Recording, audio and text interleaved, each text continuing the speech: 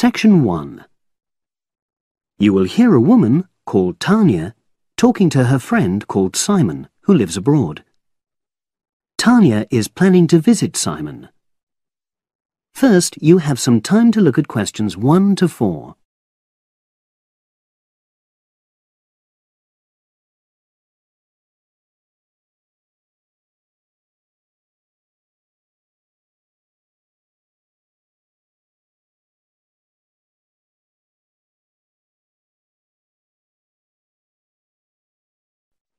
Now we shall begin. You should answer the questions as you listen, because you will not hear the recording a second time. Listen carefully and answer questions 1 to 4.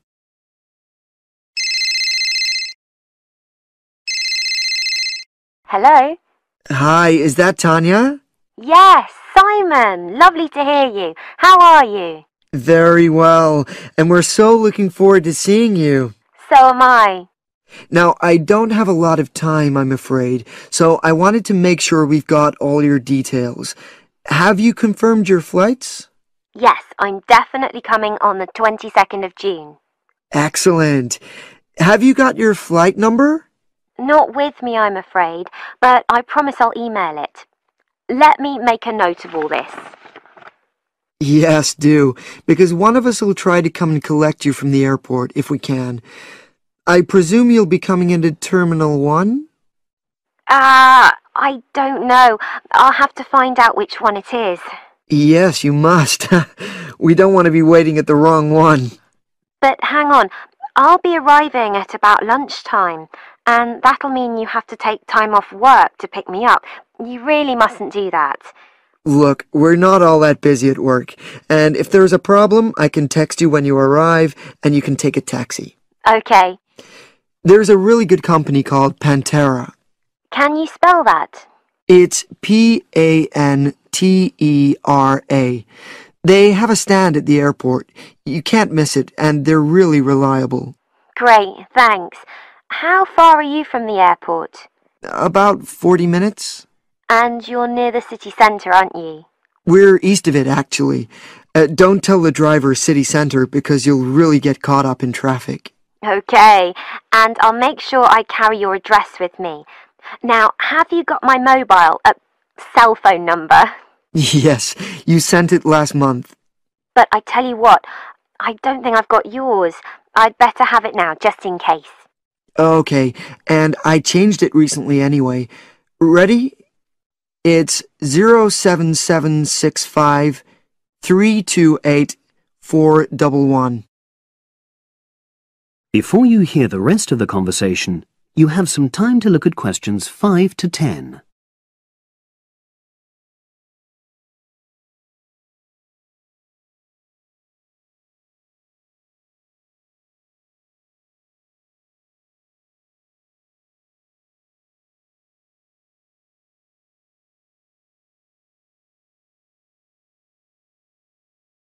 Now listen and answer questions 5 to 10. Thanks. Now, what should I pack? Well, all the usual, casual clothes mainly. Though you'd better bring an evening dress. We'll be having at least one fancy dinner in a hotel restaurant. Okay, now, when you're coming, unfortunately the weather is not going to be brilliant. I know, it's the rainy season. I'm bringing an umbrella. We have tons of those, so don't pack one. But pack a raincoat, a good one, 'cause we'll try and get out for plenty of hikes. Okay, sure. Sounds super. Just what I love. And I'd better remember to pack my sturdy walking shoes. Excellent idea. It's pretty rugged round here, so they have to be tough. I can imagine. I'm so looking forward to getting out. Oh, Simon, before I forget, you recommended I read a book about your area. Yeah. What was the name again? I'd like to read it, to get an idea of the history, etc. It's called Mountain Lives, and it's... Hang on, I'm just writing it down. Okay. And it's by Rex Campbell. Great. I'll try and get hold of that. Well worth it. Now, the really important things are gifts. Oh, don't worry about that. Just bring yourself. I know, but I'd like to get something for your parents. What about Janice? I know she loves English tea. Oh, that's very kind, but she's not drinking so much of that these days. But she'd love some chocolate. You know her favorite. Oh, yes, that'd be nice. I'll do that. And Alec, is he still into racing? Very much so. I was thinking of bringing a calendar, with horse racing pictures. What a good idea. He'd love that. Great. So that's about it, I think. Yes, I think so. So you'll send me your number again? That is the end of section 1. You now have half a minute to check your answers.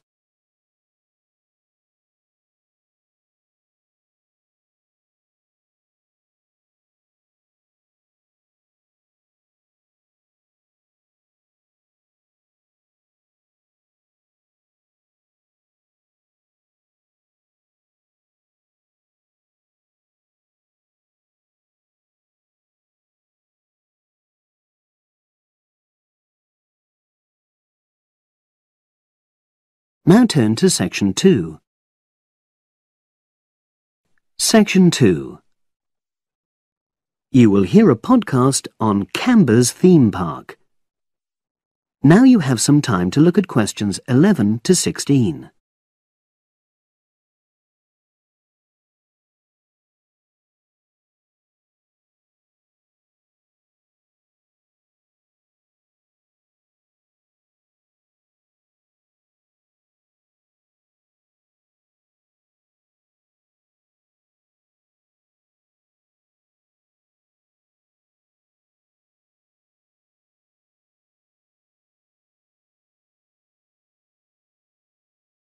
Now listen and answer questions 11 to 16.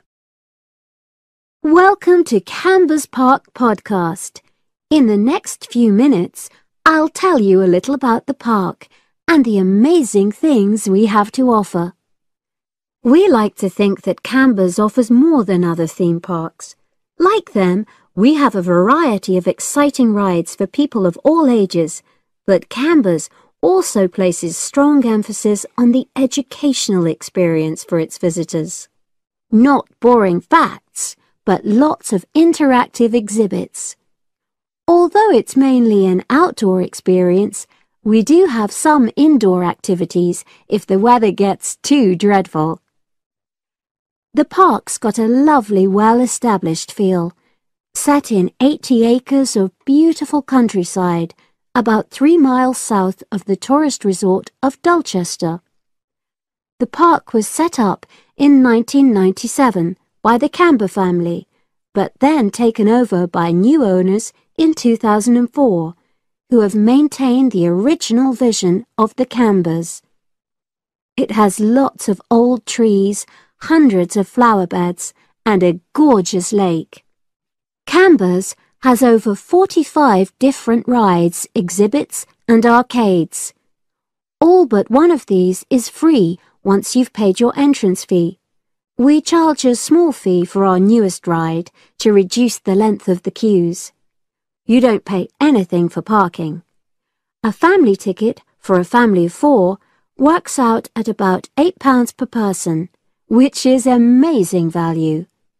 Full details of current prices are shown on our website, along with full details of rides, etc., and directions for getting to us. We also have a number of special offers. For example, if you live locally, why not join our Adventurers Club, which entitles you to 50% off ticket prices all year round, and a special lane for all rides and exhibits, which means you don't have to wait to get into any part of the park. See the Offers tab on the website. We've recently added a number of new exhibits to the park, and we're particularly proud of our Future Farm Zone, which houses over 20 different species of animals, from chipmunks to dairy cows. The emphasis is on getting near to the animals. All of them can be petted, and you can buy food for feeding the animals. Many of our younger visitors say that this is the high point of their visit. And speaking of food, Don't let the animals have all the fun. We have a total of 7 different catering outlets on the site. We're open 10 to 5:30 all year round, and cold drinks and snacks can be bought at any time during opening hours. And hot food is available most of the day in the Hungry Horse Cafe from 11 until 5, just half an hour before closing time. Now you have some time to look at questions 17 to 20.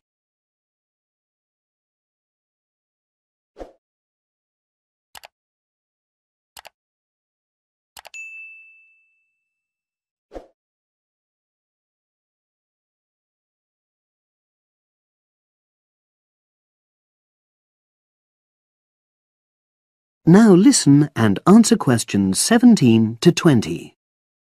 Now we want all our visitors to have an exciting time when they come to the park, but our first priority must be safety.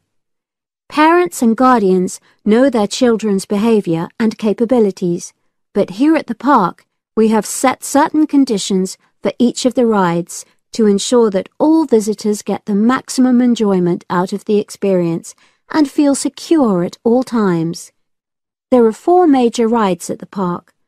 Our newest ride is the River Adventure, which is designed to reproduce the experience of whitewater rafting. No amount of protective clothing would make any difference, so only go on this ride if you're prepared to get wet. Children under 8 can go on this ride, but all under 16s must have an adult with them. Not all of our rides are designed for thrills and spills. Our Jungle Gym roller coaster is a gentler version of the classic Loop-the-Loop, specially created for whole family enjoyment, from the smallest children to elderly grandparents, suitable for all levels of disability and health conditions.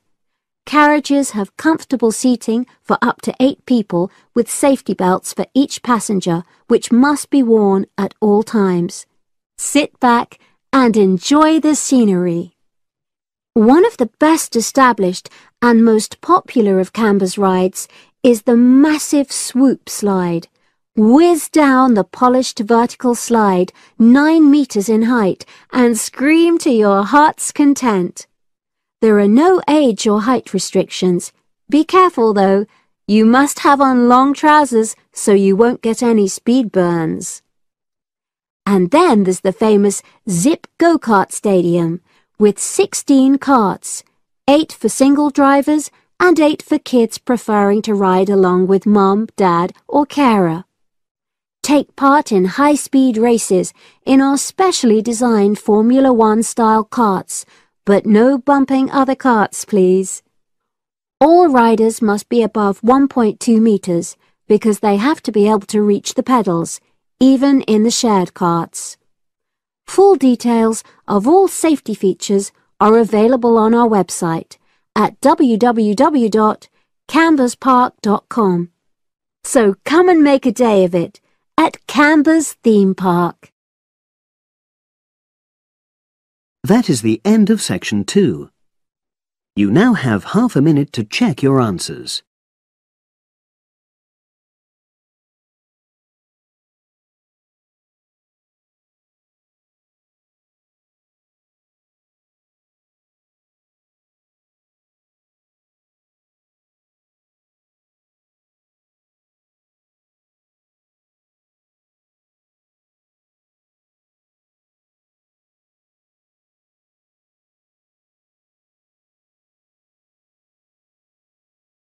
Now turn to section 3. Section 3. You will hear 2 business studies students discussing a presentation they'll do on an article on working effectively in groups. First, you have some time to look at questions 21 to 26.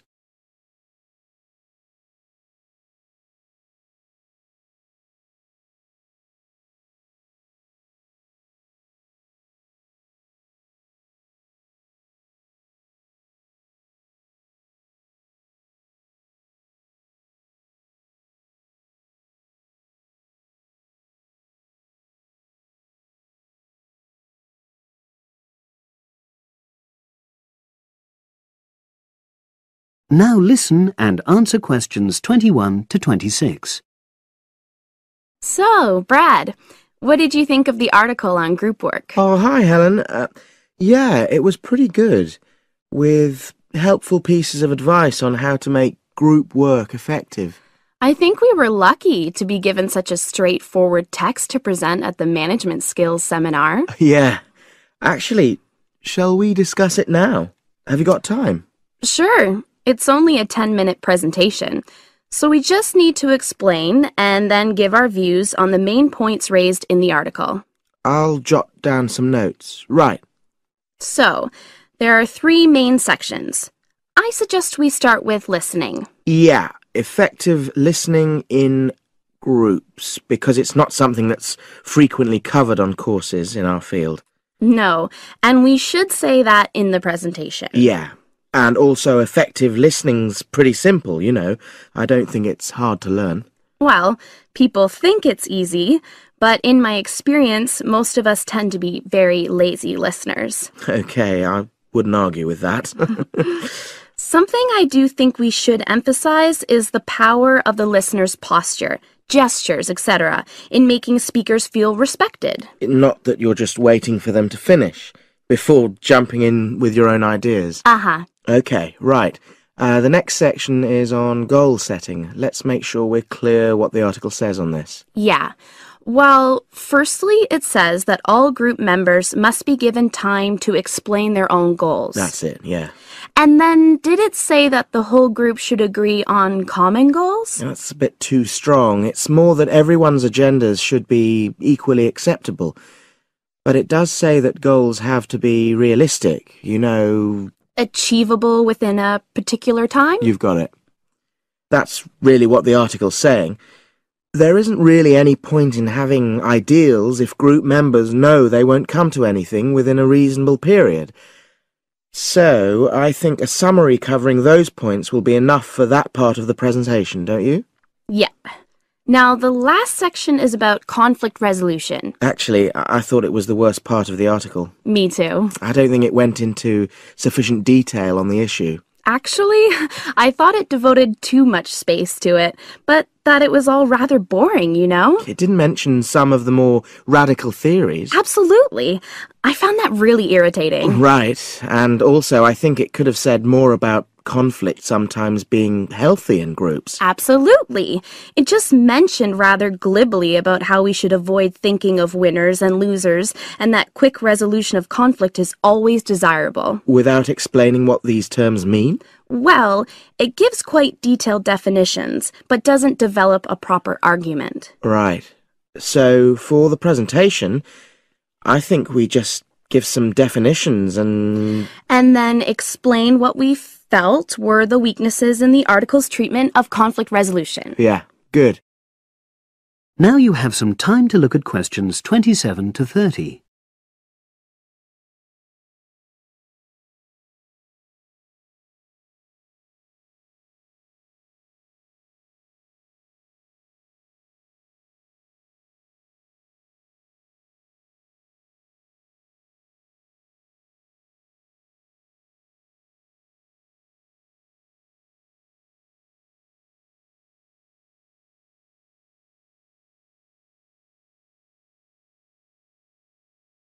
Now listen and answer questions 27 to 30. So, let's think about what we have to prepare for the actual presentation. Well, I suppose we'll use PowerPoint, but I'm hopeless at using it, especially if it has any visuals.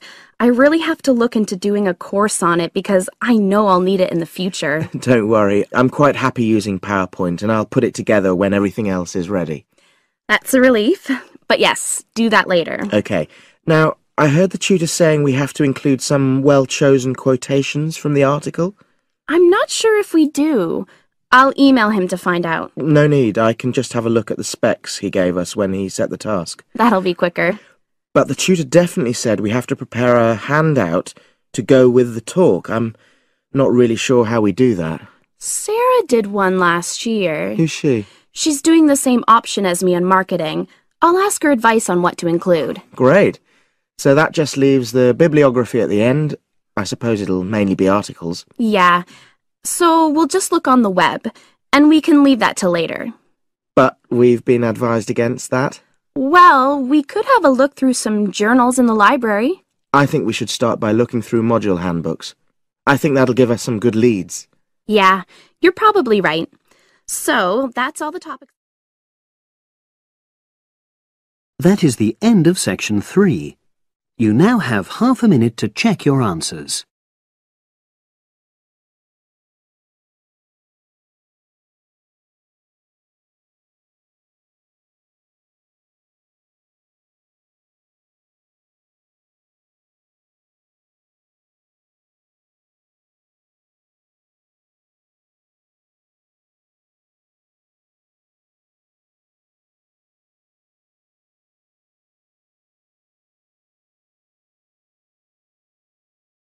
Now turn to section 4.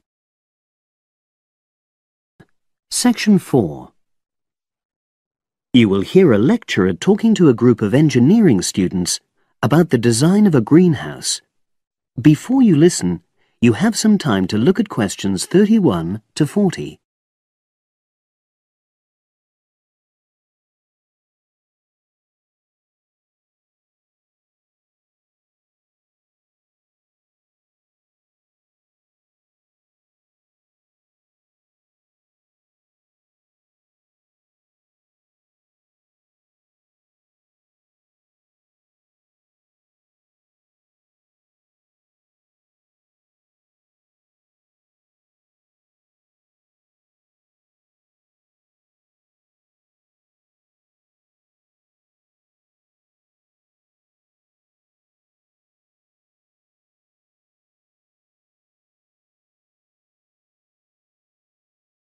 Now listen and answer questions 31 to 40. Good afternoon. This is the first of a series of lectures I'll be giving about engineering for sustainable development. I'll be presenting examples of engineering projects from a variety of contexts, and today I'm going to talk about a project to design a new kind of greenhouse for use in the Himalayan mountain regions. First of all, I'll tell you about the problem which was the context for this project. In the Himalayan mountains, fresh vegetables and other crops can only be grown outside for about 90 days during the summer, because the altitude of the region is around 3,500 meters, and because the rainfall is so low. In winter, temperatures fall below -25 degrees centigrade, so fresh vegetables have to be imported. They arrive by truck in summer or by air in winter, which makes them expensive.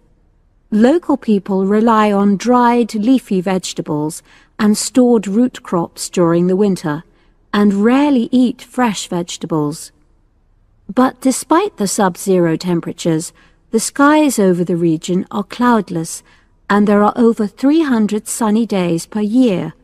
So, an engineering solution was needed to exploit the sun's energy and protect locally produced plants from freezing during winter. And in fact, there had been programs in the past to provide greenhouses, but these were unsuccessful. The greenhouses weren't adapted for local conditions, so they tended to fall into disuse.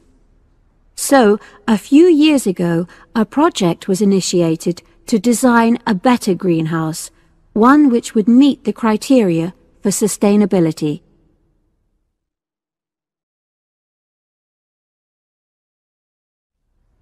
So, what are the criteria for sustainability? Well, first of all, the new greenhouse is designed to be relatively simple, so construction is cheap. Locally available materials are used wherever possible. The walls are generally constructed of mud bricks, made locally, although in areas of high snowfall, more resilient walls of stone are needed. Rammed earth is also used. The main roof is generally made from locally available poplar wood, with water-resistant local grass for the covering. In addition, the construction and maintenance of the greenhouse is done by local craftsmen. So local stonemasons are employed to build the greenhouse walls, and specialised training is provided for them wherever necessary. Then, the greenhouse is designed to run on solar power alone. There's no supplementary heating. And lastly, families are selected to own one of the new greenhouses with great care. They have to have a site which is suitable for constructing it on. They also have to be keen to make a success of using it, and also to share the produce with the wider community through sale or barter. Potential owners are taken to see existing greenhouses before they make a final decision about having one. So, those are the features which make the project sustainable. And now, I'll briefly describe the design of the greenhouse. The greenhouses are orientated very carefully along an east-west axis, so that there's a long south-facing side. The transparent cover on the south-facing side is made from a heavy-duty polythene, which should last for at least 5 years. On the inside of the greenhouse, the walls are painted. The rear and west-facing walls are black to improve heat absorption, but the east-facing wall is white to reflect the morning sunlight onto the crops inside. Finally, there's a door in the wall at one end, and vents are incorporated into the roof, the door, and the wall at the other end to enable control of humidity and prevent overheating. I'll turn now to the benefits which have resulted from the introduction of these new greenhouses. These benefits are of various kinds, but for now I'll just mention the social benefits. First of all, people who own a greenhouse gain social standing in their communities because they provide vegetables for the wider community, for regular consumption as well as for festivals, and they also earn income. Secondly, because in rural areas it is women who usually grow the food, the greenhouses have increased their opportunities. They bring the benefits of improved nutrition and increased family income from the sale of surplus produce. And thirdly, as a result of their improved financial position, some families can now afford to educate their children for the first time.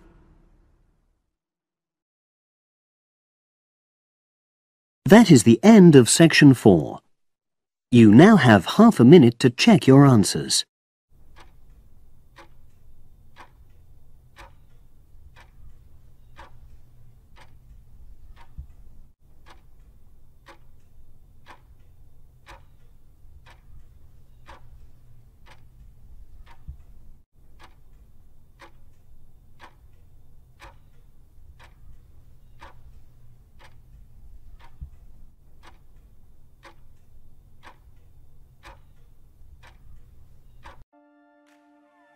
That is the end of the listening test. In the Ielts test, you will now have 10 minutes to transfer your answers to an answer sheet.